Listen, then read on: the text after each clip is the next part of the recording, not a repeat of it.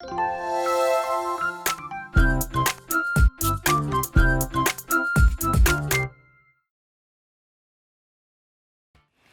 잠시 후 행복한 아침에서는 역사 속에 오늘은 어떤 의미가 있는지 오늘의 역사 준비되어 있고요. 그리고 맛있는 요리 쉽게 알려드리는 이보은의 사계 식탁 준비했습니다. 저희는 광고 후에 다시 돌아올게요.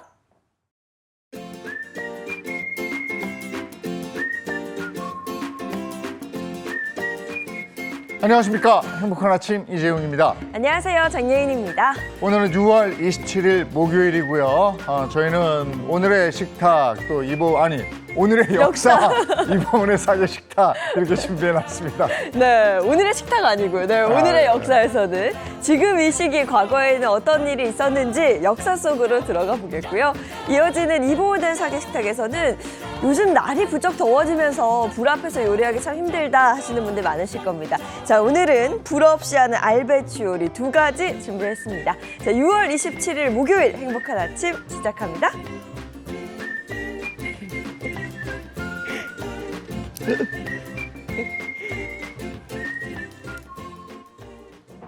화제 이슈를 발빠르게 전해드리는 모닝 브리핑부터 시작하겠습니다. 장윤비 변호사와 함께합니다. 어서 오세요. 네, 안녕하세요. 안녕하세요. 네, 첫 번째 이슈부터 전해주시죠. 네, 첫 번째 이슈입니다. 지난 24일 경기도 화성시 1차 전지 제조업체 아리셀에서 불이 나면서 31명의 사상자가 발생하는 참극이 빚어졌는데요. 공장 측에서 노동자들을 불법으로 파견받았다는 정황이 짙어지고 있다는 소식입니다. 네, 사망한 23명 중 18명이 외국인 노동자로 확인이 되면서 안타까움이 커지고 있습니다.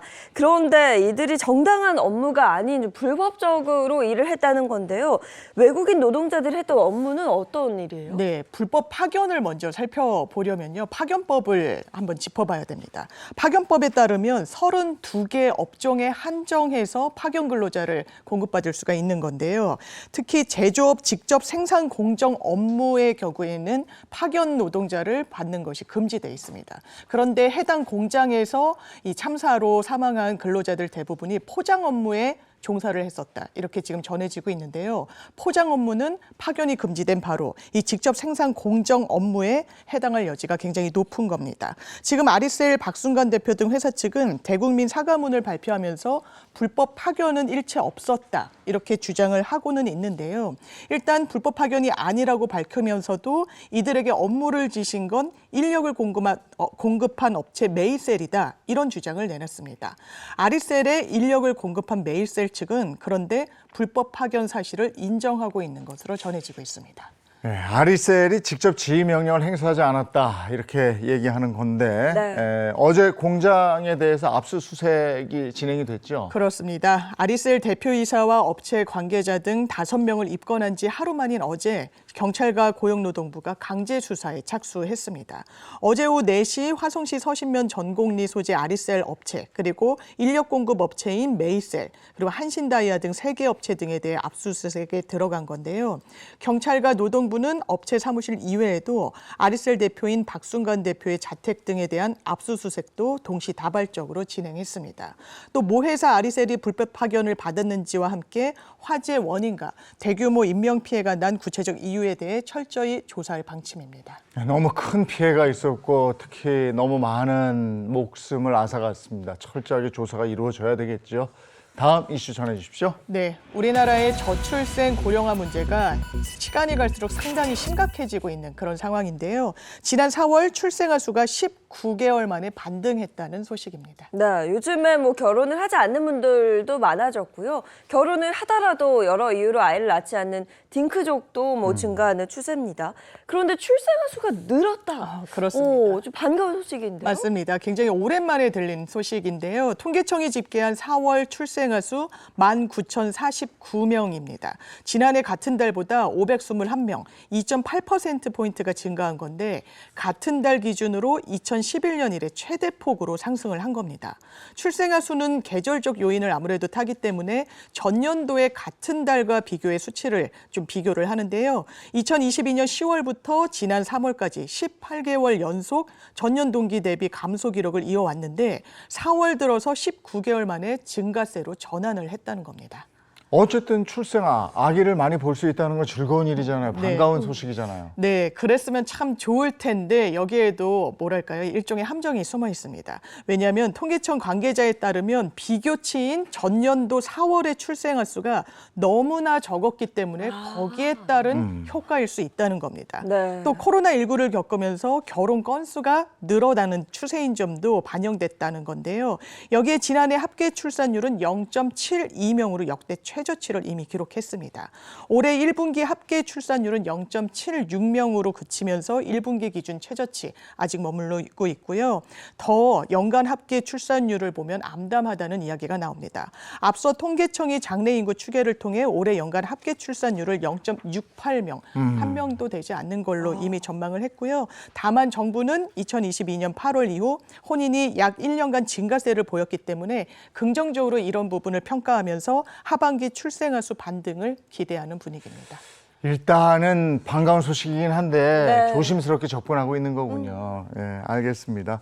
다음 이슈 전해주시죠. 네, 세 번째 이슈입니다. 결혼을 준비하는 분들이 아무래도 제일 신경 쓰는 건 돈. 비용 문제입니다. 그래서 결혼식을 굉장히 작게 하거나 아니면 아예 안 하시는 분들도 있는데요. 이게 아마 결혼식장을 빌리는, 대여하는 부분에 많은 비용이 들어가기 때문일 겁니다. 그런데 공짜 결혼식장이 있다면 두 분은 믿으시겠어요? 예. 공짜 결혼식 제가 비교적 가장 최근에 결혼을 네. 했는데 이게 값이 만만치 않거든요. 네. 공짜라는 거예요? 그렇습니다. 결혼 비용이 치솟으면서 청년층 부담이 커지니까 정부가 저렴하면서도 개성이 있는 결혼식장을 개방하기로 공공기관 48곳을 예식 공간으로 개방하기로 결정한 겁니다. 네, 예식장 대관료가 오르면서 이 부분에 있어 좀 부담스러운 예비 부부들이 굉장히 많았거든요. 이것 역시 정말 반가운 소식인 것 같습니다. 네, 맞습니다. 네. 지난 26일 정부는 공공 예식 공간으로 제공하던 91곳에 더해서 48곳을 추가로 개방한다는 청년 맞춤형 예식 공간 제공 방안을 발표를 했습니다. 지난 3월 정부가 내놓은 청년 친화 서비스 발전 방안의 후속 조치인데요. 청년들이 공원, 미술관, 박물관 같은 장소를 예식 공간으로 선호한다는 조사 결과를 반영한 겁니다. 우선 지자체와 공공기관이 보유한 시설이 제공될 예정인데요. 대표적으로는 국립중앙박물관, 국립현대미술관 등 국립시설 5곳과 내장산, 지리산, 설악산 등 국립공원 10곳이 신규 개방됩니다. 근데 이게 전부 무료는 아닐 것 같고 일정 부분 사용료는 있을 거 아닙니까? 맞습니다. 무료인 곳도 있지만요. 최대 65만 원까지 받는 곳이 있습니다. 그렇지만 일반 예식장보다 저렴한 건 사실이고요. 국립중앙박물관의 경우 무료로 100명을 수용할 수 있는 전통마당을 빌릴 수 있는데 국립중앙도서관에서는 대관료 10만 원을 내면 200명을 수용할 수 있는 국제회의장을 이용할 수 있습니다. 또 예약은 장소에 따라 오는 7월 또는 10월부터 가능한데요. 정부는 예식장 대여 정보를 찾기 쉽도록 7월부터 공공 예식 공간을 한 곳에서 검색해 예약할 수 있는 통합 검색 예약 서비스를 제공한다고 밝혔습니다. 네, 비용 부담도 줄고 또 이런 곳에서는 이색 결혼식을 할 수 있어서 네네. 이거 저 예비 부부들한테 인기가 많을 것 같습니다. 좋네요. 예, 다음 이슈는요? 네, 혹시 두 분 광장시장 가보신 적 아, 저 있으세요? 좋아요. 그거. 아, 예. 빈대떡 먹고 막걸리 한잔 하기 딱 좋죠. 굉장히 맛있는 걸 많이 파는데요. 요즘 광장시장 가보시면 진짜 여전히 사람이 많습니다. 그런데 국내 한국 분들보다는 외국인 관광객들이 상당히 많이 보이는데 지난해 바가지 논란에 휩싸였던 광장시장이 이번에는 신용카드 거부 논란에 또 휩싸였습니다. 그러니까 음식도 가격 대비 부족하게 주고 또 현금만 받아서 뭐 문제가 좀 있었거든요. 그런데 이게 아직도 이런 일이 벌어진다는 건가요? 그렇습니다. 최근 광장시장 먹거리 골목을 한번 가보면요. 카드 결제는 물론이고요. 음식 가격 여전히 비싸다. 이런 의견 많습니다. 실제로 메뉴판에 적힌 계좌번호를 보고 송금해야 하는 가게들도 있고요. 지폐를 잘못 건넨 외국인에게 핀잔을 주는 경우도 목격되기도 했습니다.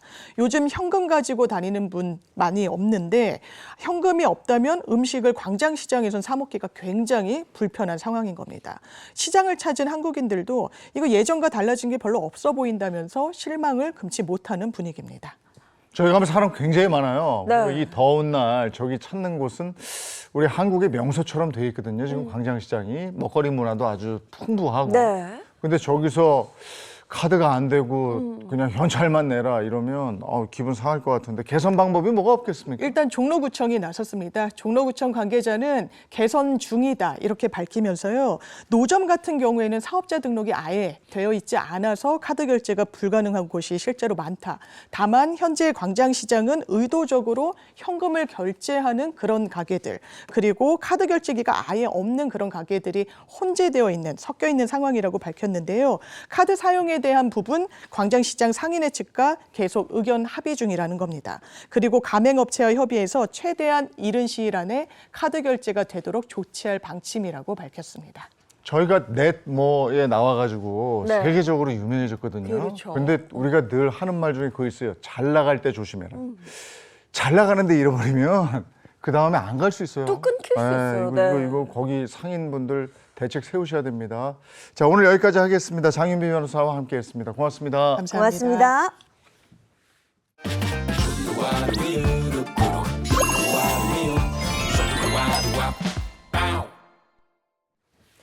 주변을 보면요. 경제적인 이유로 몸이 아파도 푹 쉬지 못하고 오히려 병을 키우는 그런 근로자들이 굉장히 많더라고요. 이게 내가 아파도 그런데요. 그 부모님이 아플 때 돌볼 사람이 나밖에 없다.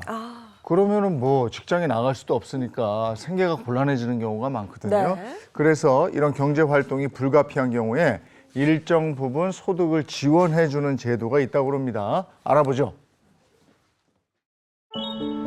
천안의 한 재활병원. 박윤원 씨는 벌써 6개월째 재활 치료 중입니다. 보면 이쪽하고 색깔이 틀리거든요. 수술하고 지금 한 6개월 정도 재활을 하고 있습니다. 왼쪽 다리 저림 현상 때문에 수술을 했는데 이제 이렇게 많이 숙이는 거 하면 허리가 막 끊어지는 것처럼 아파요. 그 다음에는 누워있는 것도 힘들어요. 어느 순간 이렇게 안 아픈 동작이 있거든요. 그렇게만 잠이 와요. 그는 감각과 운동 능력 등을 조절하는 중추신경계 이상으로 극심한 통증에 시달렸었다는데요.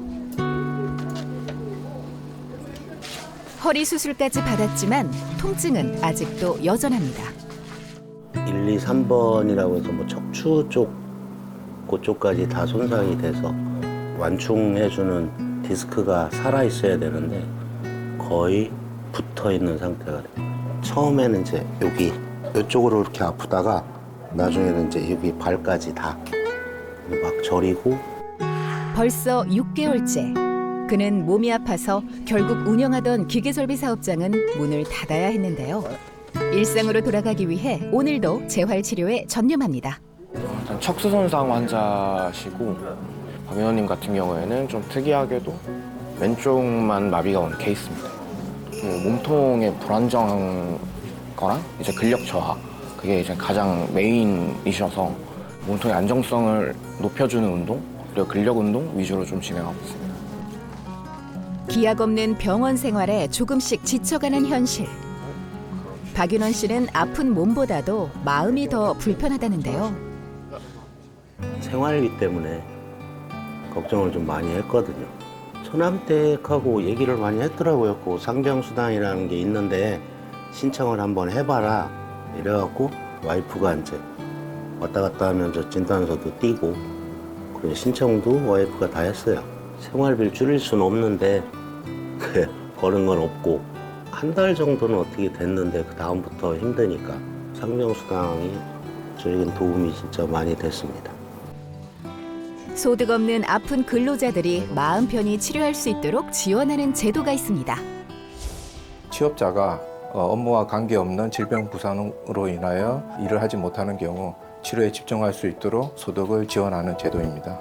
기본 자격은 시범사업 운영지역에 거주하거나 소재하는 사업장 근로자로서 만 15세 이상 65세 미만인 대한민국 국적자 또는 일부 외국인일 경우 신청 가능합니다. 취업 자격은 건강보험 직장가입자, 고용산재보험 가입자, 일부 자영업자가 해당됩니다. 2, 3단계 시범사업은 별도로 소득 조건이 기타로 추가 적용되고 있습니다. 1단계 시범사업은 22년 7월부터 시행되어 현재 전국 6개 지역에서 운영 중에 있습니다. 그중 4개 모형은 요양방법에 제한이 없는 근로활동 불가 모형이고요.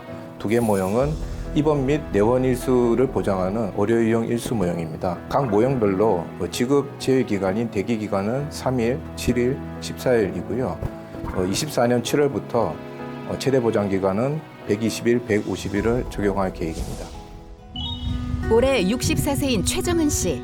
지난해 겨울 빙판길에 미끄러져 넘어지면서 다리가 골절됐었습니다. 병원에 있을 땐 그냥 병원에 있었고요. 이제 퇴원하고 나서는 재활 조금 하고 수술은 한 2번 진행을 했고요. 하태부 경비골 골절 폐쇄성이라고 하시더라고요.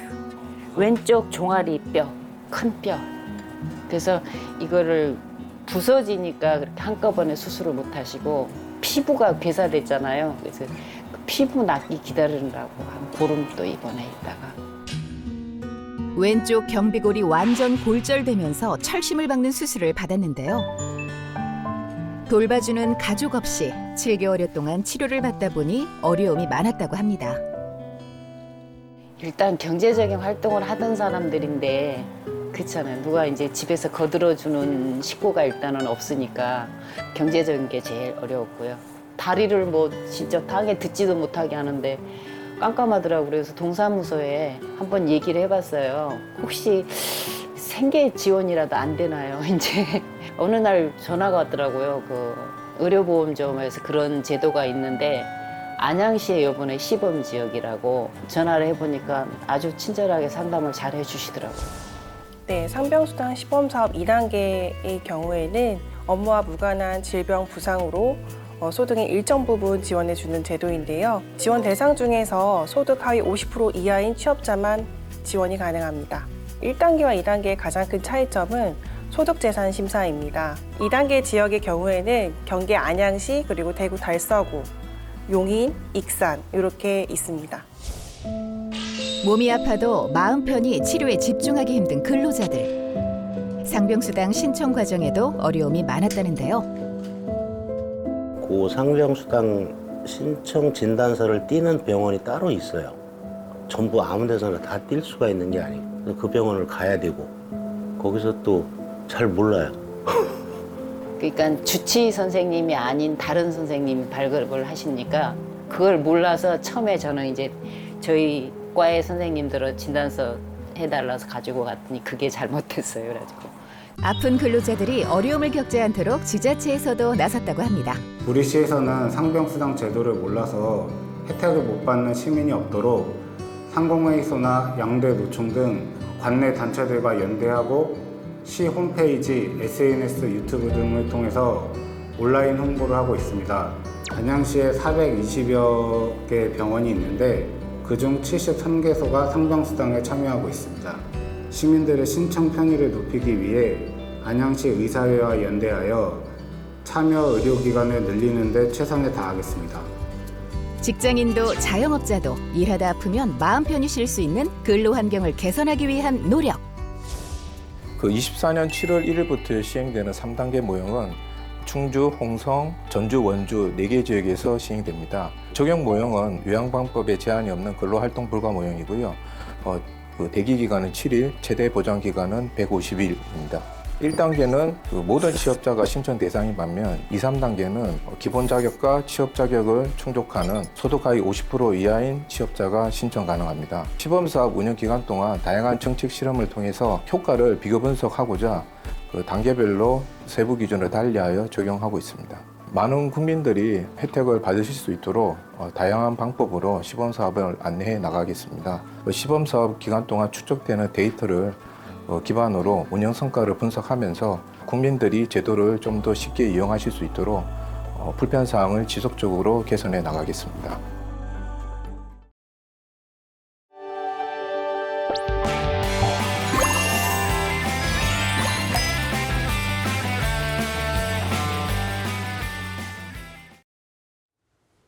네, 행복한 아침 함께하고 계신 지금 시각이 7시 49분을 넘어섰습니다. 오늘의 역사 시작하겠습니다. 개그맨 정철규 씨 함께합니다. 어서 오세요. 네, 오늘의 역사 개그맨 정철규와 함께하겠습니다. 반갑습니다. 네, 오늘도 우리를 알기 쉽게 역사 속으로 이끌어 주실 역사학자 이익주 교수님 반갑습니다. 안녕하세요. 오늘도 재밌는 역사 이야기를 함께할 역사학자 이익주입니다. 네, 오늘은 먼저 언제로 갑니까?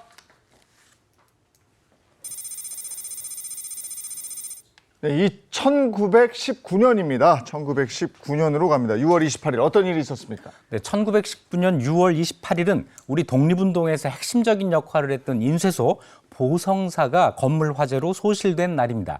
이날 인쇄계와 출판 문화를 주도했던 보성사는 3.1운동의 독립선언서를 인쇄한 곳인데요. 이날 화재로 전소가 됐고 현재는 터만 남아 있습니다. 네, 이게 단순한 인쇄소가 아니고 그야말로 대한민국 독립운동사의 요람인데, 그런데 여기가 학교 교재를 인쇄하고 원래 그렇게 인쇄하던 곳입니까? 네, 그렇습니다. 보성사는 천도교 교단에서 운영하던 인쇄소인데요. 당시 천도교 교단이 보성 고등보통학교라고 하는 학교도 운영을 하고 있었습니다. 여기에 인쇄소가 딸려 있었던 건데 주로 교과서, 천도교 관련 서적, 기관지 등을 인쇄를 했습니다. 천도교의 손병희 교주와 친분이 두터웠던 기자이자 언론인 이종일이 운영하고 있었는데, 이종일 선생은 제국신문이라는 신문을 창간한 언론인이고 민족대표 33인 중에 한 사람이기도 합니다. 이 인쇄소 적자가 계속되니까 천도교 간부가 손병희 교주에게 보성사 폐업을 권유한 적이 있다고 하는데요. 이때 손병희는 언젠가 중요하게 쓰일 날이 있을 것이라면서 만류했다고 합니다. 그 말이 맞았습니다. 언젠간 중요하게 쓰일 날이 있을 것이다. 정말 보성사가 결정적인 역할을 하게 되는 때가 왔죠. 네, 1919년 1월 21일 고종황제가 서거를 하고 일제에 의해서 독살됐다는 소문이 돌면서 독립운동 분위기가 고조되는데요. 이때 손병희가 기독교, 불교 등 다른 종교교회 연합해서 3.1운동을 준비를 합니다. 그리고 3.1운동 때 발표할 독립선언서 인쇄를 보성사에서 하기로 했던 겁니다. 1919년 2월 16일 최남선이 기초한 독립선언서가 보성사로 넘겨졌고 2월 20일 날 보성사를 운영하던 이종일 선생은 인쇄소 문을 꽉 닫고 극비리에 독립선언서 인쇄에 돌입합니다. 2월 25일 날 2만 5천 매를 인쇄했고 27일 날 1만 매를 인쇄해서 총 3만 5천 매를 인쇄를 했습니다. 네, 당시는 시대적으로도 그 일본의 감시가 만만치가 않았을 건데 위기가 어떻게 한 번도 없었을까요? 없을 리가 있나요? 인쇄 중에 가슴을 쓸어내리는 일이 있었는데 26일 날 문 닫고 한창 독립선언서 인쇄를 진행하고 있는데 굳게 닫힌 인쇄소에서 철커덕 이 인쇄기 돌아가는 소리가 들리니까 누가 이걸 의심을 하죠. 누구냐면 종로경찰서 고등계 형사. 조선인이었지만 독립운동가 수백 명을 감옥에 보낸 친일 형사 신승이라는 사람이 이 소리를 듣게 됩니다. 자, 안으로 들이닥쳐요. 그랬더니 떡하니 독립선언서를 인쇄하고 있었던 거예요. 이승일 선생은 손병희에게 달려가서 5천만 원을 받아서 신승희에게 주면서 사흘만 눈 감아 주시오라고 했는데 네. 5천 원입니다. 그때 신승희의 월급이 40원이었으니까 월급의 125배에 달하는 버금이었죠. 네. 이 돈을 받고 조선 형사가 입을 다물어 줍니다. 그래요. 하필이면 친일파 조선인 형사한테 그렇죠. 딱 걸려서 아, 참. 돈을 썼군요. 네. 근데 이후에는 별탈이 없어요.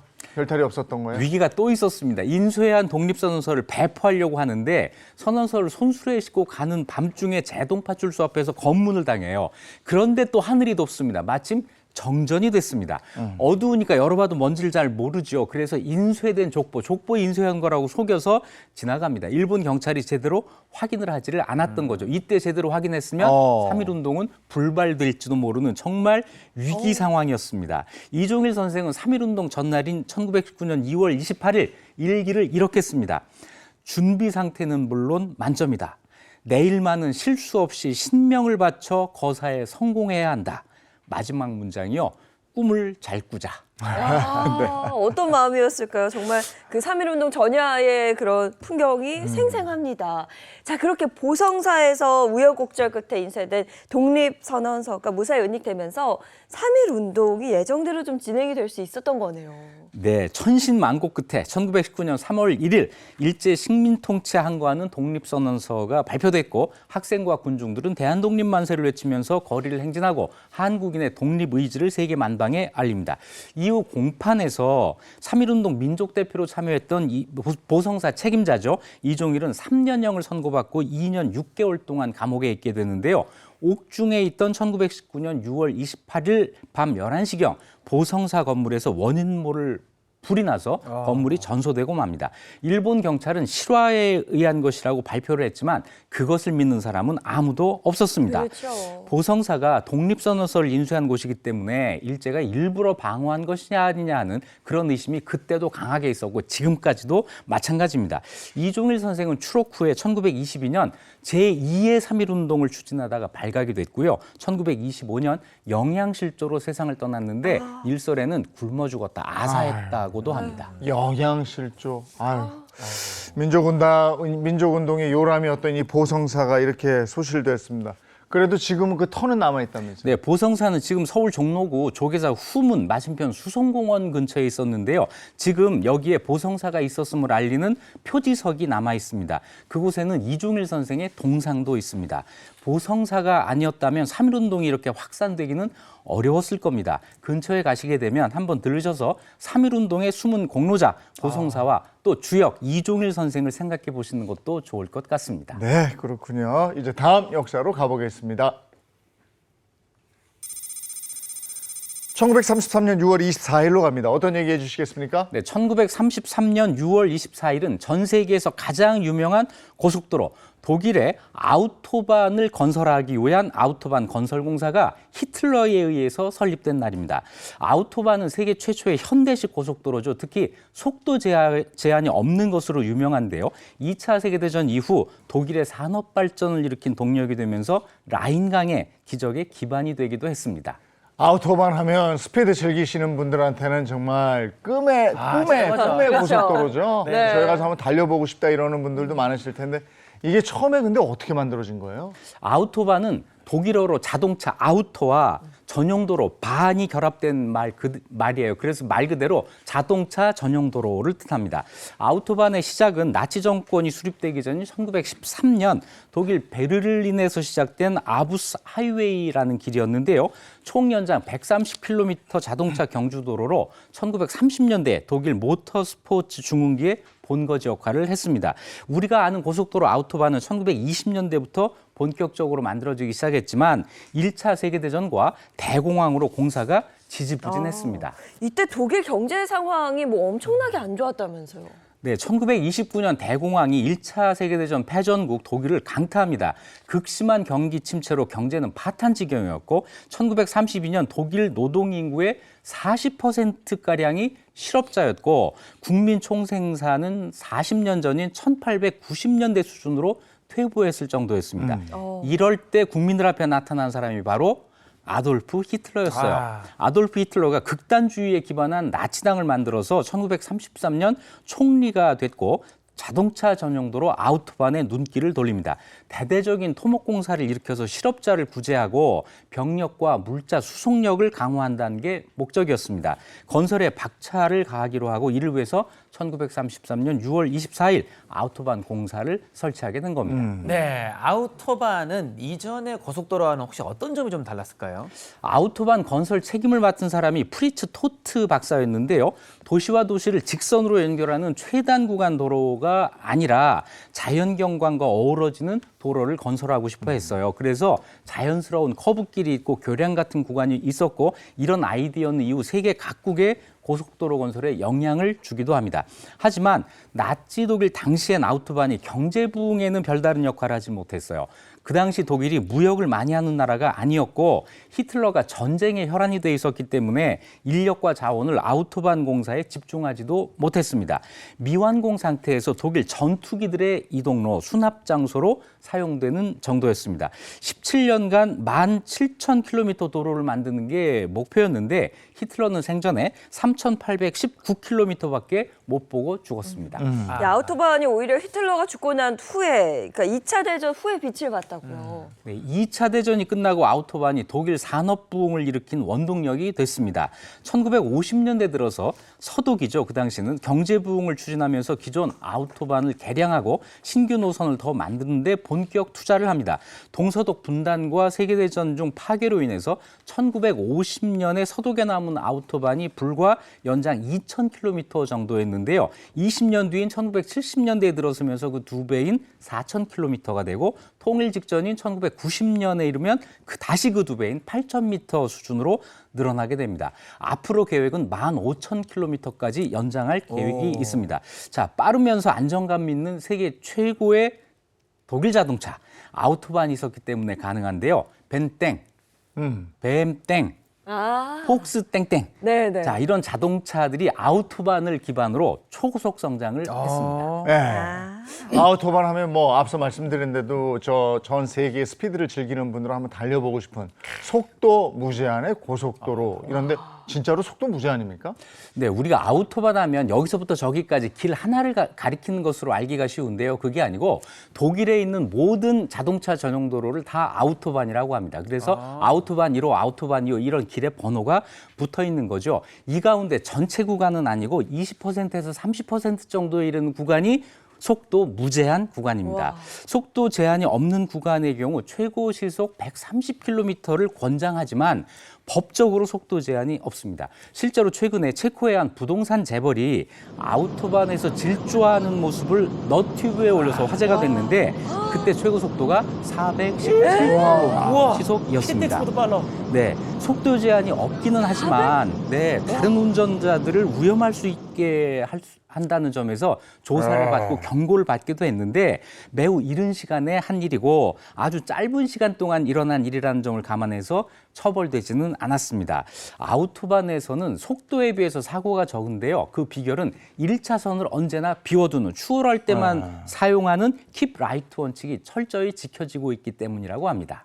네, 제가 자동차를 좋아해가지고 자동차 사람이 발전하기 위해서 우리도 아우토반을 벤치마킹을 좀 해보지 생각을 했더니 아니 그 경부고속도로가 아우토반을 벤치마킹을 했다 그러더라고요. 네, 이미 벤치마킹한 사람이 있어요. 1964년 12월 독일 순방에 나섰던 박정희 대통령이 아우토반에 큰 관심을 보이게 됩니다. 승용차를 타고 아우토반 속도를 직접 느꼈는데 그때 주행 속도가 시속 160km였다고 해요. 이 속도에 박 대통령과 참모진들이 엄청난 충격을 받았다는 건데요. 이때부터 경부고속도로 건설을 결심을 굳힌 박정희 대통령이 서울과 부산을 잇는 428km 경부고속도로 건설 계획을 공표했고요. 1970년 7월 7일 경부고속도로가 개통이 됐습니다. 비포장길을 들어와서 15시간 이상 걸렸던 그 당시 서울 부산의 이동 시간이 4시간 30분으로 단축이 됐고요. 이 경부고속도로를 타고 산업구조가 경공업에서 중화업으로 발전하고 세계 최빈국에서 세계 경제 10위권이 되는 이런 발전을 이루게 된 거죠. 자, 오늘은 독일의 아우토반에 대해서 알아봤는데요. 우리나라도 시속 제한 속도가 140km 이상인 초고속도로 건설을 추진 중이라고 합니다. 자, 빨리 달리는 것도 중요하지만 운전은 언제나 안전이 최우선이라는 것을 잊지 말아야겠습니다. 네, 그리고 저는 한 가지 더 놀라운 게 1964년에 박정희 대통령이 아우토반을 경험했다고 그랬잖아요. 네. 근데 그때 차가 160km로 달렸다고 그랬잖아요. 1964년에 160km로 달리는 차가 독일에 있었다는 게. 그러네요. 야, 이건 놀랍습니다, 정말. 네. 자, 다음 역사로 가보겠습니다. 1962년 6월 28일로 갑니다. 어떤 얘기 해주시겠습니까? 네, 오늘은 정말 놀라운 분 한 분을 소개해 드리려고 하는데요. 1962년 6월 28일은 미국 태권도의 한국인 대부 이준구 사범이 미국에서 처음으로 워싱턴 DC의 태권도장을 연 날입니다. 이준구 사범은 미국의 태권도를 처음 보급하면서 일명 그랜드 마스터 리로 불렸는데요. 미국 국회의사당 안에 태권도 클럽을 설치해서 미국 대통령뿐 아니라 국회의원 300여 명에게 태권도를 가르쳤고요. 2000년엔 미국 역사상 가장 성공한 이민자 203인 중 한 명으로 꼽히기도 했습니다. 이준구 사범은 우리보다도 미국에 더 유명한 그런 분이고 그야말로 태권도 세계화에 기여한 1등 공신이기도 합니다. 근데 처음에 어떻게 미국으로 건너가게 된 겁니까? 네, 충남 아산 태생인 이준구는 작고 외소해서 어릴 때 친구들에게 얻어맞기 일수였다고 해요. 그럴 땐 어떻게 해야 되는 거죠? 도장에 나가야 되는 거죠. 그래서 이준구가 선택한 건 바로 태권도였습니다. 중학교 때부터 이래서 태권도를 배우게 돼요. 그리고 또 이준구에게 아주 엉뚱한 일면이 있었는데 학창 학창 시절에 마릴린 먼로가 나오는 영화를 보고 금발 미녀와 결혼해야겠다 하는 이런 결심을 하고 영어 공부를 했다고 합니다. 참 영어 공부를 하는 계기도 참 여러 가지예요. 그래서 1957년에 단돈 46달러를 들고 미국 유학길에 올라서 텍사스 대학에서 토목공학을 전공하게 됐습니다. 아이고 뭐 꿈을 꾸고 이제 대학을 가고 하긴 했는데 그 대학교를 다니다가 어떻게 갑자기 이렇게 워싱턴이라는 수도에 태권도장을 만들게 됐을까요? 네, 대학의 마지막 학기를 남기고 태권도 사범으로 진로를 바꾸는데요. 1962년 6월 28일 워싱턴 DC에 준 리 태권도라는 이름의 도장을 열고 워싱턴 포스트에 태권도 시범을 공지하고 함께 관원 모집 공고를 냅니다. 그리고 자녀를 태권도장에 보내주면 우등생으로 만들어주겠다라고 하는 내용의 편지를 직접 써서 189개국의 주미대사, 미국에 와 있는 외국 대사들에게 발송을 했는데 시험을 보이기로 한 날 125명의 관중이 찾아왔고 시범이 끝난 후 그 자리에서 20명이 등록을 했고 도장 문 연 지 2달 만에 단원이 125명으로 늘고 인근 지역에 도장을 더 낼 정도로 날로 번창을 했어요. 야, 태권도가 보급되지 않았을 때 미국에서도 워싱턴에 태권도장을 차리는 그 용기, 그러니까. 열정, 아 정말 대단합니다. 그러면 태권도장에서 주로 아이들을 좀 가르쳤을 텐데 어떻게 국회의원들까지 가르치게 된 거예요? 아주 우연한 계기가 있었습니다. 1965년 워싱턴 포스트지에 제임스 클리블랜드라고 하는 미국 하원 의원이 강도를 만나서 부상을 입고 돈을 뺏겼다는 기사가 실려요. 이걸 보고 이준구가 당장 전화를 걸어서 태권도 배우면 앞으로 그런 봉변 당하지 않을 거다라고 했고 그래서 그 의원이 처음엔 의심했겠죠. 몇 번 사양하다가 며칠 후 전화가 왔다고 해요. 자신과 함께 3명의 의원이 합류하게 될 테니 도복 4벌을 준비해달라라는 내용이었습니다.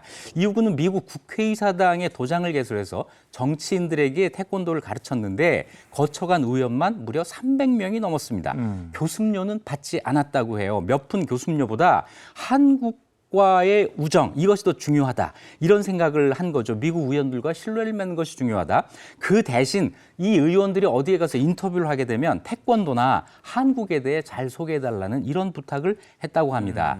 또 화려한 정치의 인맥을 기반으로 해서 레이건 대통령 때는 무려 대통령 교육고문, 아버지 부시 대통령 때는 대통령 체육고문을 담당했고요. 아들 부시 대통령 때에는 아시아 태평양 정책 자문위원으로도 활동을 했습니다. 워싱턴 DC에서는요, 이준구를 모르는 사람이 없을 정도로 명성을 떨쳤습니다. 야, 이런 이준구 사범의 행보가 정말 미국에서 태권도의 돌풍을 일으키고 흥행에 성공하는 계기가 되고 네. 이런 건데 여기서 그친 게 아니고요. 심지어는 무하마드 알리하고 이소룡을 가르쳤다고 그럽니다. 네.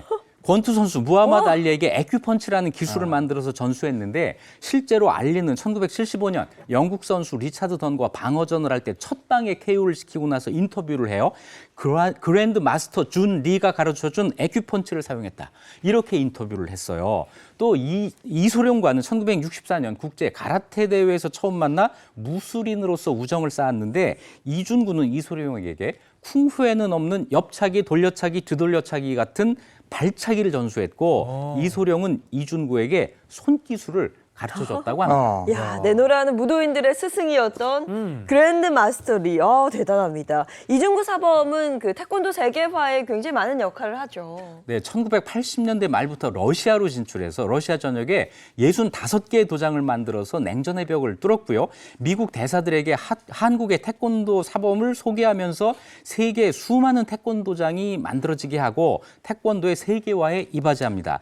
또 태권도 보호장구를 개발해서 겨루기가 이제 가능해지죠. 그러면서 서울올림픽 이후 태권도가 올림픽 종목으로 채택되는 데에도 크게 기여를 했습니다.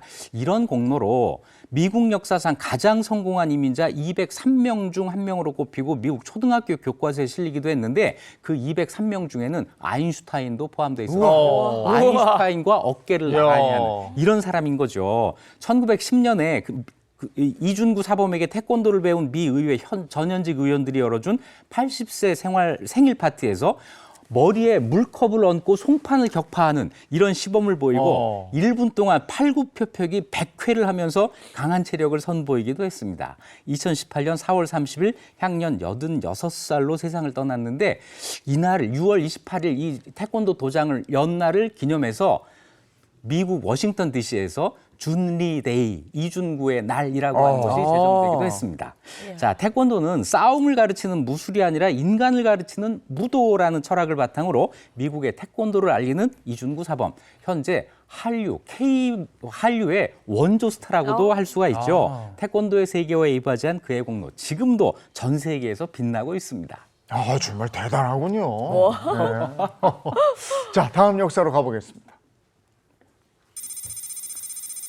1990년 6월 25일로 갑니다. 어떤 얘기 해주시겠습니까? 네, 1990년 6월 25일은 가짜 여대생 홍순영이 유치원생 여아를 유괴해서 살해한 끔찍한 사건이 일어난 날입니다. 23살의 홍순영은 이날 유치원에 있던 아이를 납치 살해해서 시체를 유기했고요.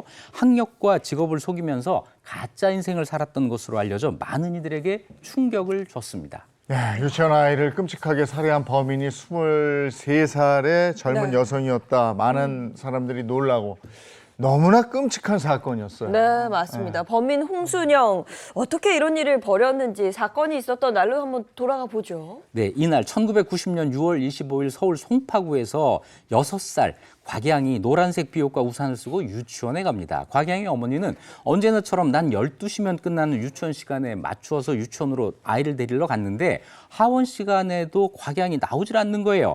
유치원에 어떻게 된 일이냐 영문을 물은 그 어머니는 유치원 선생님 말에 아주 털썩 주저앉고 말아요.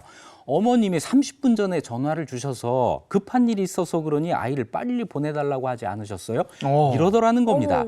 저녁 시간이 지나고 피말리던 시간을 보낸 다음 날 전화 한 통이 걸려옵니다. 아이를 돌려받고 싶으면 5천만 원을 입금해라 라는 전화였는데 남자 목소리를 흉내낸 젊은 여자 목소리였어요.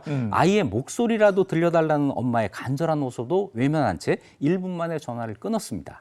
아, 이게 이 아이 부모님한테 이게 얼마나 피 말리는 시간이겠어, 이게. 네, 그래서 어머니는 6월 27일 오전에 500만 원, 다음 날 오전에 2,500만 원을 범인이 알려준 조은행 계좌로 송금을 합니다. 당시는 금융실명제 실시 이전이라서 계좌번호로 사람을 찾는 것은 불가능했어요. 범인을 찾을 방법은 단 하나, 범인이 돈을 찾으러 오는 은행에 왔을 때 그때 검거하는 것이었고, 그래서 서울시내 조은행 전 지점에 형사들이 배치됩니다. 하루 뒤인 6월 29일 은행 직원의 다급한 외침이 터져 나와요. 문제의 계좌에서 돈이 인출되고 있다라는 거였어요. 하지만 조은행이 아니라 다른 은행의 ATM기에서 30만 원이 인출됐어요. 그리고 2시간 뒤에 260만 원이 또 인출됐는데 형사가 있던 곳에서 300m 떨어진 백화점 현금 인출기였습니다. 형사는 백화점 쪽으로 달려갔고 인파 속에서 사라지는 작은 체구의 여자를 보게 됩니다. 유괴범의 흉악한 모습이 아니라 작은 체구의 여자였습니다. 여기서 범인을 놓치면 아이를 다시 찾을 수 있는 기회가 사라지는 거잖아요. 네, 도주와 추격이 시작됐고 범인이 지하철 계단으로 뛰어내려가서 열차에 탑승해요. 그런데 형사도 간신히 그 열차를 탔고 열차에서 범인을 검거합니다. 다행이다. 이 범인은 당시 23살의 홍순영이었는데요. 놀라운 사실은 숙명여대 출신의 방송국 기자였다는 겁니다. 홍순영은 경찰 신문 끝에 유기한 아이를 살해해서 한 대학의 건물 물탱크 뒤에 시신을 은닉했다고 자백을 했고요. 실제로 그곳에서 아이의 시신이 발견이 됩니다. 돈을 요구하는 전화, 이거는 이미 아이를 살해한 뒤에 건 것이었어요. 야, 살아만 있어달라는 부모님의 소망은 너무나 가혹하게 부서졌는데, 근데 범인 홍순영의 정체가 탄로나면서 많은 사람들이 또 놀라죠. 네, 홍순영은 숙명여대 출신도 아니었고 방송국 기자도 아니었습니다. 그녀 인생이 전부 가짜였던 거예요. 부모님은 상가 건물을 소유하고 있을 정도로 유복한 가정에서 자랐는데 허영심이 강했고 대학 입시에 실패하면서 다른 친구들에게 지기 싫다는 이유로 숙명여대에 합격했다는 거짓말을 하고 합격 통지서, 등록금 고지서 다 위조해서 부모님께 보여주고 등록금 타내고 실제 학생처럼 숙명여대에 다녔습니다. 4년 내내 보강으로 모든 수업 들었고 MT, 과행사 전부 참여했고 졸업 후에는 KBS 기자로 취직했다고 하면서 허언증 증세를 보였습니다. 아니, 이게 4년 동안 수업도 들으면서 대학 그 친구들도 사귀고 교수님 만나고 했으면 나 언젠가는 거짓인 게 밝혀지지 않나요? 네, 그런데 그때 전산화가 안 돼 있어서 가짜 행세가 가능했는데요. 자기의 가짜 인생을 믿고 있는 남자친구의 환심을 사기 위해서 돈이 필요했고 이런 범행을 결심했다고 합니다. 이런 걸 전형적인 리플리 증후군이라고 하는데 이 거짓말하고는 다른 거예요. 거짓말쟁이는 죄책감이라도 있는데 리플리 증후군에 있는 사람들은 가상의 세상을 만들어서 이걸 진짜로 믿기 때문에 거짓된 말과 행동을 이어가는 이런 정신장애죠. 법원은 1심에서 3심까지 모두 사형을 선고했고 3개월 뒤인 1991년 12월 18일 사형 집행이 되었습니다.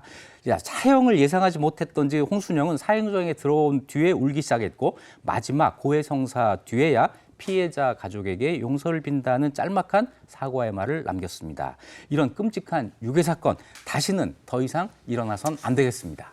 네, 오늘도 함께 역사 속 이야기를 들어봤습니다. 이익주 교수님 고맙습니다. 고맙습니다. 고맙습니다.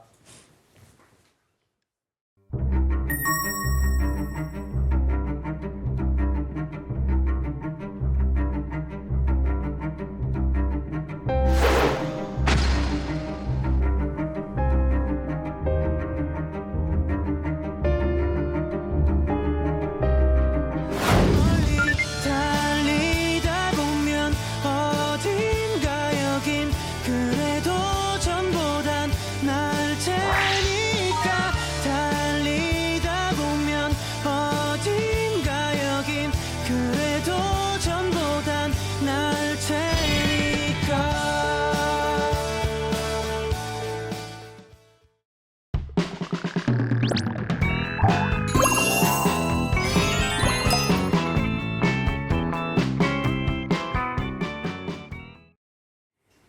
네, 이번에 사계식탁 시간입니다. 이번 선생님 어서 오세요. 안녕하세요. 안녕하세요. 요새 너무 덥죠. 더워요. 네, 너무 덥다 보니까요. 주부님들 정말 큰일이에요. 불 앞에 있기가 정말 난감할 때가 많거든요.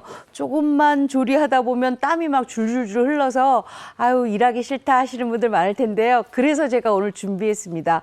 바로 불 없이 하는 알배추 요리 2가지를 준비했습니다. 오, 네. 불 없이 한다고 하니까 아마 네. 지금 많은 주부님들 보시면서 그러니까요. 드디어 이런 날이 왔다 이렇게 생각하실 것 같아요. 더운데 잘 됐다. 네. 벌써 불 없이 하는 요리를 제가 알려드리려니까 좀 걱정은 돼요. 7, 8월엔 어떡하지? 라는 걱정이 되는데요.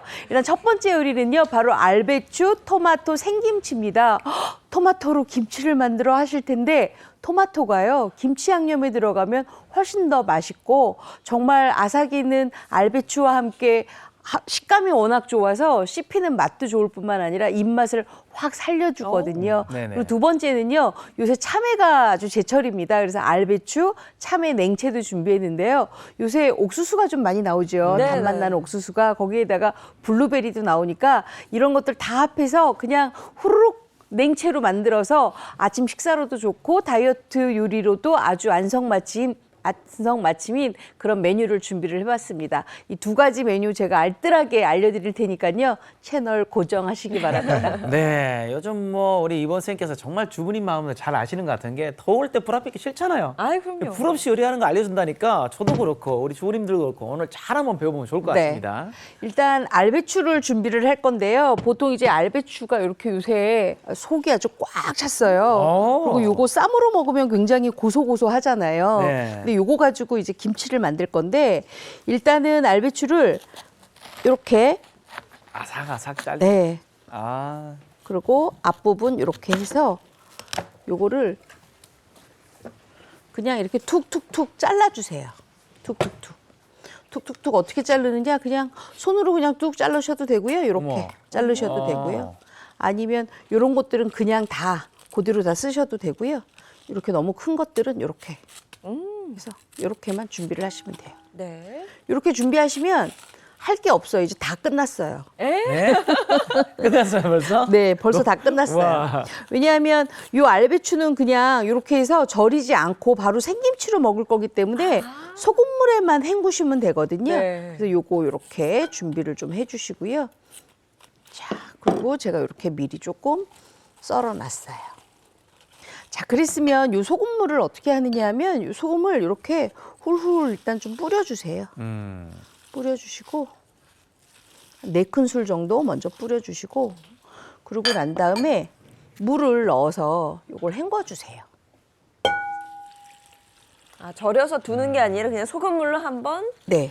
그래서 헹궈서? 살짝 숨만 죽여요. 네. 왜냐하면 너무 뻣뻣하면 또 먹기가 힘들다고 하시니까 이렇게 해서 살짝 숨만 죽이면 약간 야들야들한 식감에다가 약간의 소금기가 있으니까 어때요? 간맞춤도 되겠지요. 네. 이렇게 해서 그냥 바로바로 건져주세요. 바로 건지시면 돼요. 자, 그래서 채를 준비하고 난 다음에 바로 건져주세요. 이렇게. 그냥 세척한다고 생각하시면 될 것 같아요. 그렇죠. 소금물로 딱그 그냥. 정도? 맞아요. 네. 그래서 저는 지금 생방송 중이라 바로 소금물에 헹궜지만 여러분들은 댁에서 썰은 다음에 흐르는 물에 한 2번 정도 헹구고 나서 그 다음에 세척하시면 되겠어요. 네. 자, 이렇게 준비를 해주시고요. 그 다음에 이제 토마토를 준비를 해야 되는데 요새 시장에 가니까요. 그래도 왜 만만한 재료들이 있잖아요. 토마토가 제가 가격 보니까 좀 만만하더라고요. 그래서 토마토를 좀 준비를 했는데 이 토마토는 어디에 들어가든 다 맛있어요. 예전에 한번 제가 여기 행복한 아침에서 이 토마토 가지고 김치찜 한 적이 있었어요. 그쵸? 생각나시죠? 그거 집에 가서 한번 해봐서 그쵸? 아직도 또렷하게 기억이 나요. 네, 너무 맛있었어요. 그래서 이 토마토는 정말 휘뚜루마뚜루 막 쓸 수 있는 그런 식재료인데 네. 깨끗하게 씻은 다음에 이렇게 반을 딱 갈르세요.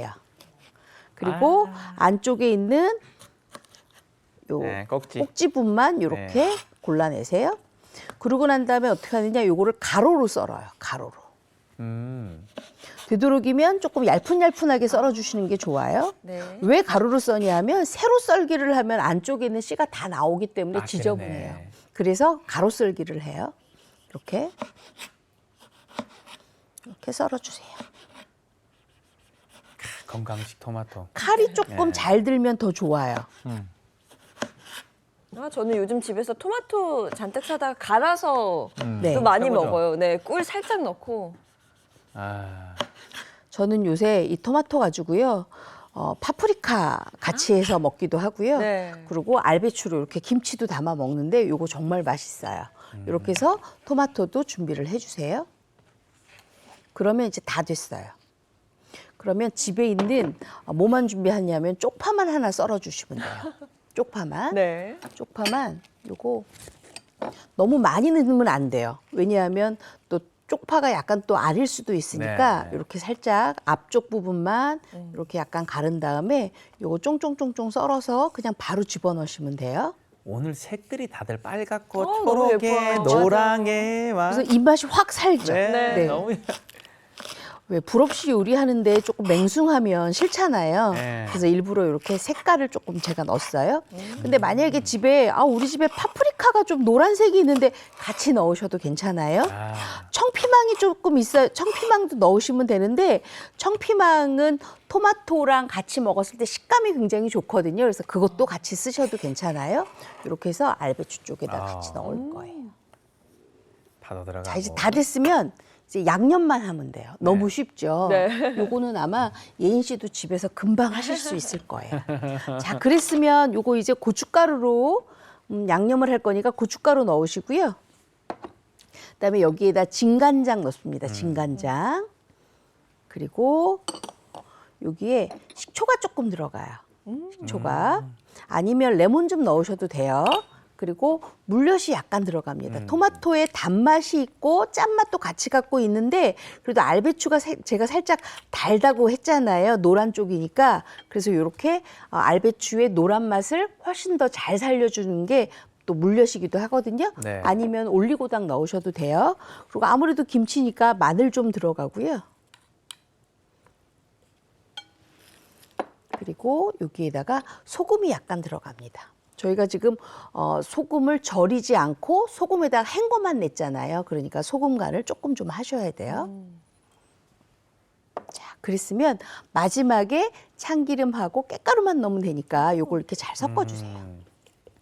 이제 김치 양념 하시는 거예요. 자, 근데 속배추, 토마토, 생김치는요. 익히지 않고 바로 드세요. 그래서 겉절이처럼 잡수시고요. 네. 그 만약에 이게 좀 새콤하게 익었다. 그래도 맛있긴 하지만 이왕이면 그냥 잡수시는 게 훨씬 더 맛있어요. 좀 새로울 것 같아요. 토마토 김치인 거잖아요. 네. 어. 예전에는요. 외국에 가면 김치 먹고 싶잖아요. 양배추하고 토마토하고 김치 만들어 먹었어요. 자, 이렇게 해서 잘 섞어요. 섞고 난 다음에 제가 장갑을 하나 더 끼고 양념을 좀 버무릴게요. 자, 토마토 먼저 넣게 되면 수분이 많이 생기겠죠. 네. 그래서 요 알배추 먼저 넣고 양념을 합니다.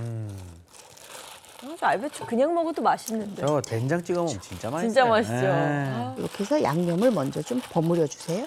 색깔을 먼저 입혀요. 굉장히 아삭아삭하면서 요 씹히는 맛이 있어서 우리가 왜 소리가 즐거우면 먹는 즐거움도 있잖아요. 그렇죠?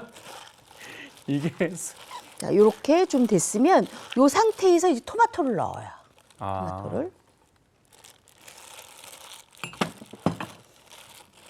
저는 여기 김치에 넣은 토마토가 엄청 맛있기 때문에 좀 많이 넣는 편이에요. 여러분들은 가감을 해서 넣으시면 돼요. 아, 버무림 ASMR.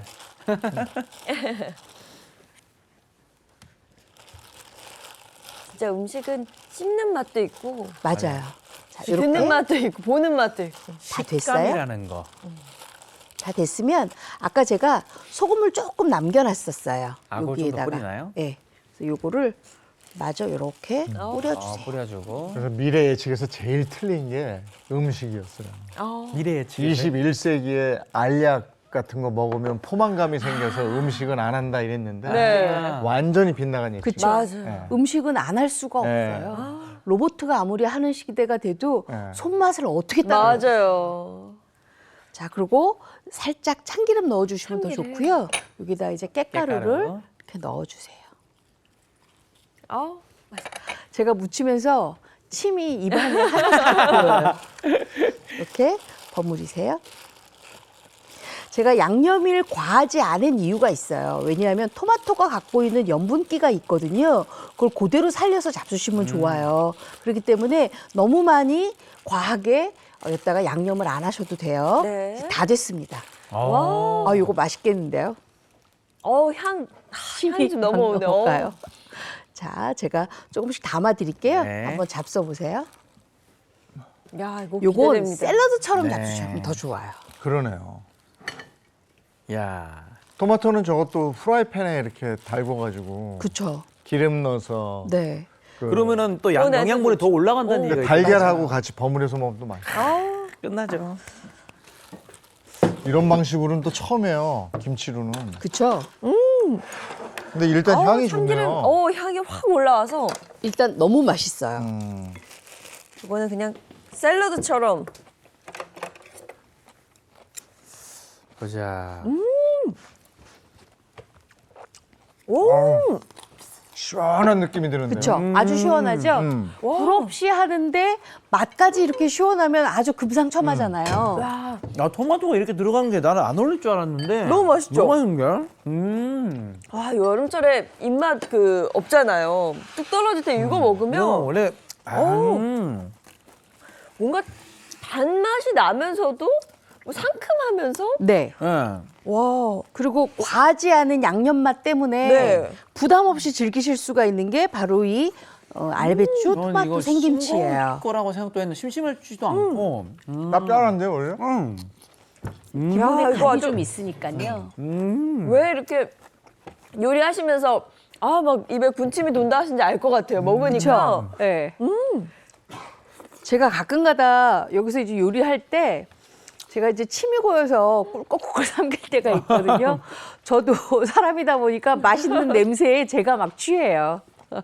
야, 그리고 이거는 불 없이 하는 것도 좋고 좀 익혔다 먹지 않아서 더 좋은 것 같아요. 그렇죠. 바로 하자마자 드시면 더 바로. 좋습니다. 네. 우리 입맛에 딱 맞는 샐러드네. 네. 근데 이게 익히면 오히려 맛이 없을 것 같아요. 김치식으로 만든 샐러드죠. 그렇죠? 네. 자, 그러면 제가 두 번째 요리를 할 건데요. 바로 알배추 참외 냉채입니다. 우리가 그 알배추를 이렇게 낱장씩 이렇게 씻었어요. 이렇게 네. 준비를 했어요. 되도록이면 안쪽에 있는 거 쓰시는 게 훨씬 더 좋아요. 맨 안쪽에 있는 거. 왜냐하면 그래야 고소한 맛이 훨씬 더 많이 나기 때문에 훨씬 더 맛있습니다. 자, 요거를 딱 1cm 가량으로 이렇게 썰어주세요. 아유, 우리 집 식구들은요, 요런 거 나오면, 냉채 나오면 숟가락으로 먹는 거 좋아해요 하시는 분들은 반 갈라서 썰어주세요. 그럼 숟가락에 또 딱 안착이 되겠지요. 사이즈가 이렇게 이렇게 딱 올라가겠네요. 썰어주세요.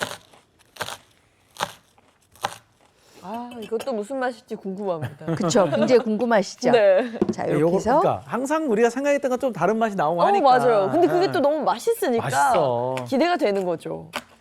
그 기대를 저버리지 않아요.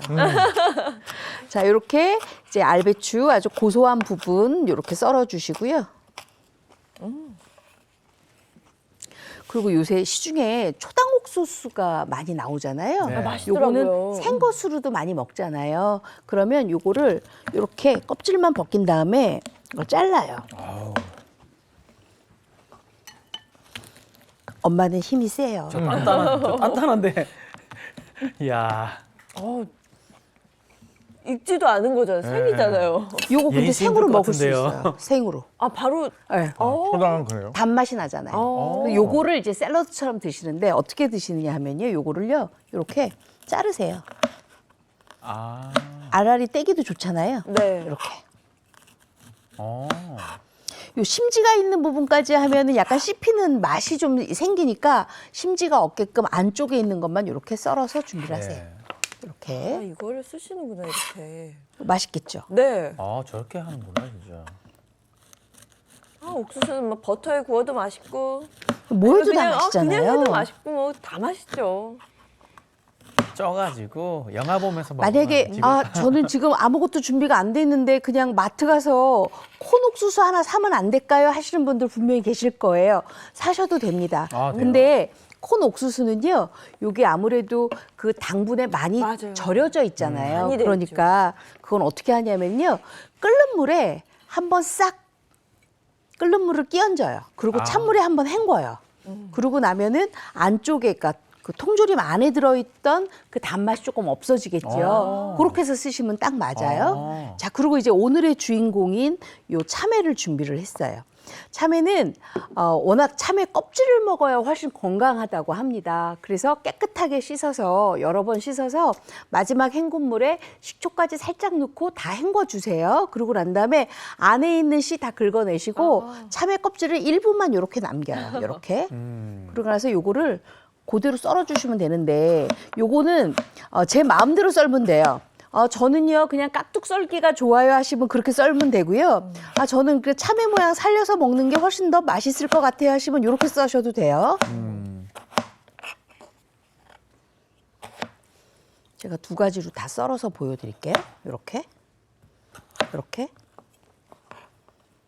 이건 집어먹기가 좋겠죠. 무조건 얇게 썰어야 된다 그런 것도 없네요, 그쵸. 선생님. 예인 씨가 요리하기가 딱 좋아요.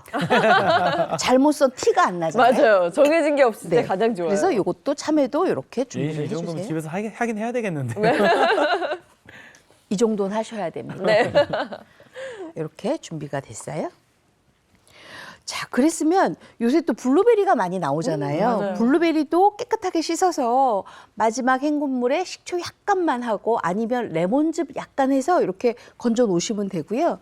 그다음에 이렇게 색깔이 노란색, 약간 검붉은색, 그다음에 약간 베이지색 뭐 이렇게 있다 보니까 빨간색 필요하잖아요. 그래서 빨간색 방울토마토도 이렇게 좀 썰어주세요. 저는 방울토마토를 너무 얇게 썰면 수분이 많이 생기니까 딱 2번씩 가로 썰기 하시면 가장 좋아요. 2등분. 네, 가로 썰기해서 준비를 해주세요. 아니, 보기만 해도 너무 그 색감이 기분이 좋아지잖아요. 그렇죠, 기분이 좋아지죠. 싱그럽고. 그리고 요새 수박이 많이 나와 있잖아요. 수박 하셔도 되는데 수박은 수분이 많기 때문에 네. 요 냉채를 하실 때는 바로 한 번 먹는 것만 가능해요. 두고 드시는 건 안 돼요. 자, 이렇게 토마토도 썰어서 넣을 거예요. 그리고 요새 앵두도 나와 있고요. 네. 그다음에 체리도 나와 있잖아요. 체리 같은 경우에는 깨끗이 씻어서 꼭지 떼고 반을 가르면 안쪽에 씨 있거든요. 씨 빼고 넣으셔야 돼요. 안 그러면 드시다가 안쪽에서 그게 나오잖아요. 씨가 나오잖아요. 네. 그러니까 그렇게 해서 준비하세요. 자, 이렇게 지금 다 준비가 됐으면 이제 소스만 하시면 돼요. 소스만. 자, 이번에 어떤 소스가 또? 자, 요런 거품기 하나 준비하시고요. 거품기? 네, 올리브 오일. 그리고 요거 레몬즙이에요. 레몬즙. 상큼하게. 네. 그다음에 올리고당만 좀 넣어주세요. 저는 과일이 너무 달아서 올리고당 안 넣으셔도 괜찮아요. 근데 저는 기본적으로 좀 넣는 게 좋은 것 같아서 올리고당 좀 넣었어요. 여기에다가 제가 지금 간이 하나도 안 돼 있잖아요. 그래서 소금 간을 1작은술만 넣어주세요. 요거를 휘핑해요.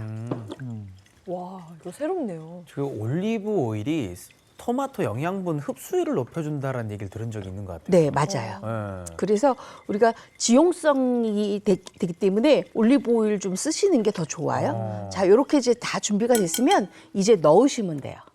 배추, 배추. 오. 그다음에 옥수수, 그다음에 참외, 아유. 그다음에 토마토, 들어가는 거 보는 데도 샐러드. 기분이 좋네요, 막. 네, 그다음에 블루베리. 아. 끝인데 여기에다가 후추 있죠, 통후추. 통후추 갈아서 예. 넣으세요.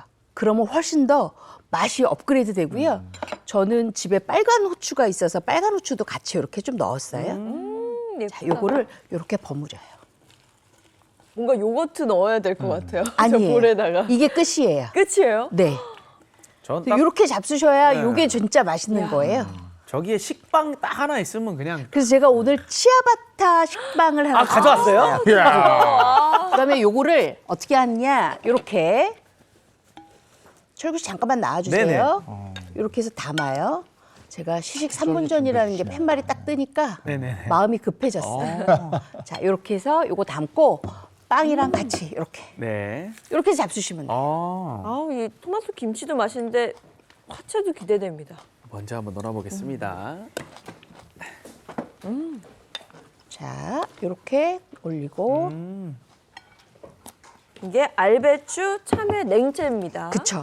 이렇게 잡수시면 돼요. 지금 이게 빵 위에 얹어서 먹는 거 아니면 빵에 얹어서 잡수셔도 되고요. 따로 또 따로 오일이 먹어도 있으니까 돼요? 오일 찍어가면서 같이 잡수셔도 되고요. 이렇게 내면 정말 요거 아주 맛있게 골고루 다 드실 수가 있어요. 네. 이렇게 해서 잡숴보세요. 어떤 맛일까? 올리브 오일과 너무 조화로워요. 그쵸? 레몬즙하고. 레몬즙이랑 느끼하지도 않고 상큼하면서도 뭔가 부드럽게 네. 이걸 하나로 합쳐주는. 맞아요. 네. 야, 근데 여기 들어가 있는 거 하나하나가 되게 조화롭네요.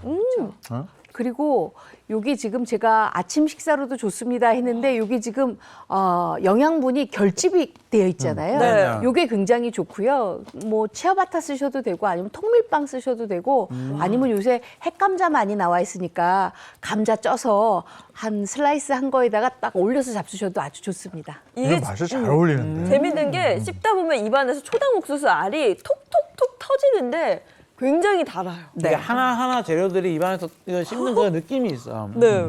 아, 이거 아주 별미인데요? 이렇게 해가지고 빵이랑 같이 먹으면 그쵸? 식사 대용으로도 네, 좋고. 맞아요. 야, 이런 지금 샐러드를 먹는 느낌인데 그러니까. 이런 것도 그냥 냉채예요, 처음이에요. 냉채. 네. 더울 때 이거 딱 먹어주면 그냥 입맛 바로 오를 것 같은데요, 그죠? 너무 맛있어요. 맛있죠?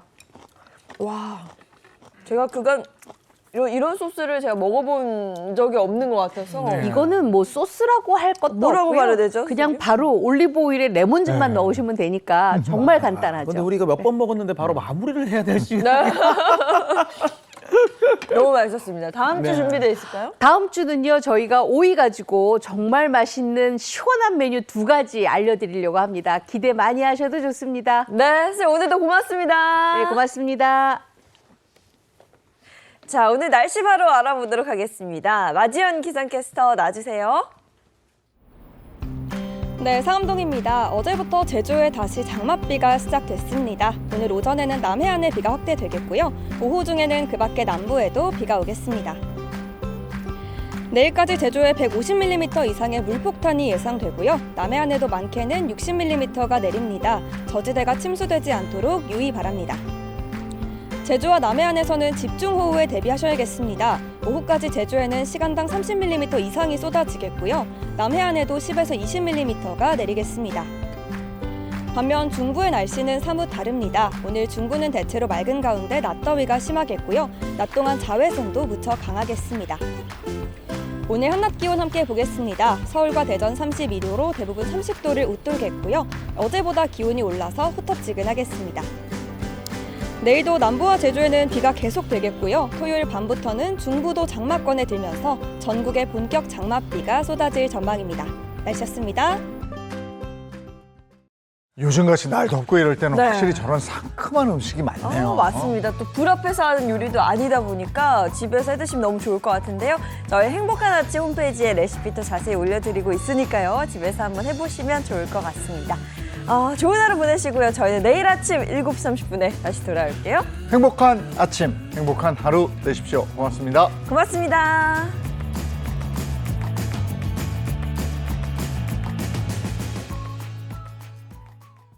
채널 A